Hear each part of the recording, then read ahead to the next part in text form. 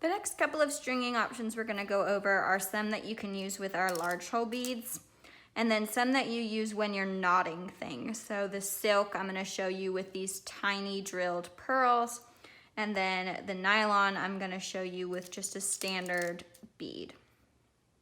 So with the large hole beads, you can use these larger strings, like the leather, your micro suede, or the waxed poly. And that large hole bead is just gonna go straight on there. Woo. Losing my beads. And you can knot on either end of that if you want it to stay stationary, or you can just string quite a few on there. You can finish this off by creating a loop and using a button clasp on the other end.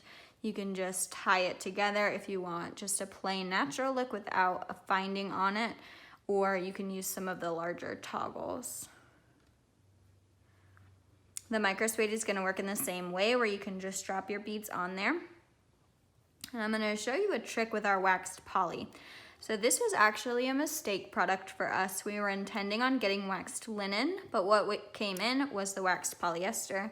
It ended up working out really well for us, and it's great for holding the knots together.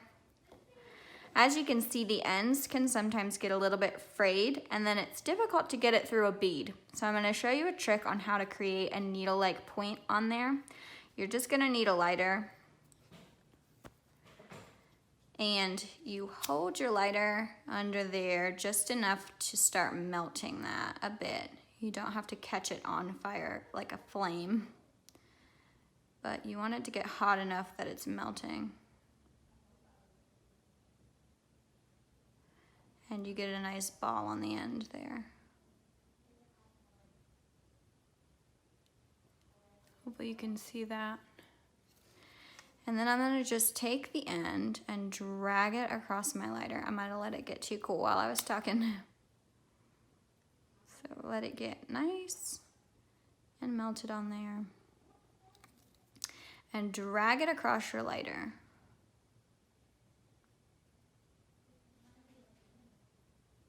And when you pull that, it's going to create a point on the end. So I'm gonna just nip off that excess little bubble there. And what you're left with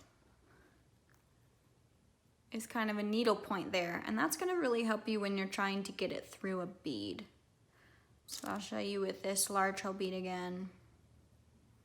You can get that straight through, and it pulls through your beads, so you don't have to deal with the frayed edge.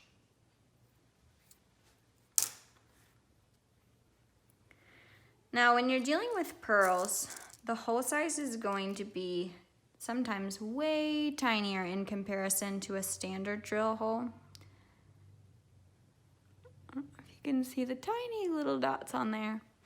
And so you're gonna need a fairly thin string. I'm gonna use the size 4 here and show you what our silk cord looks like. It comes wrapped up on this little card for you. When I'm saying 4, I just mean this little number up top here. And when I go to unravel this, you just open up the card here, and you'll see that it has this little wire needle on there. And it sets flush, it's kind of woven in there to your strings. You're not dealing with a knot. Like if you tie thread onto a needle, you don't have to try and get that through the bead. And so these pearls will just go on there real easy.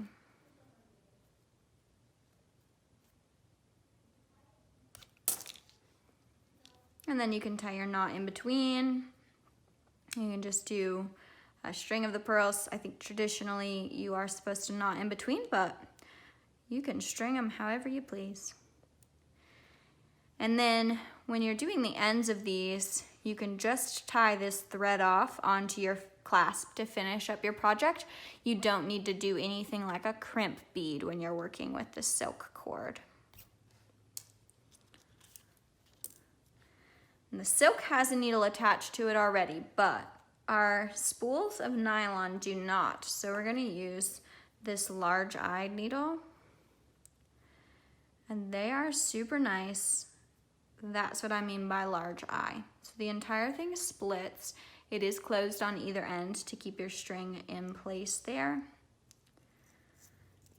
And I'm just gonna open up my nylon, get him in that eye, and then close it up. So you will still have a tail end, but he just kind of hangs out there at the bottom. And so I can take my standard bead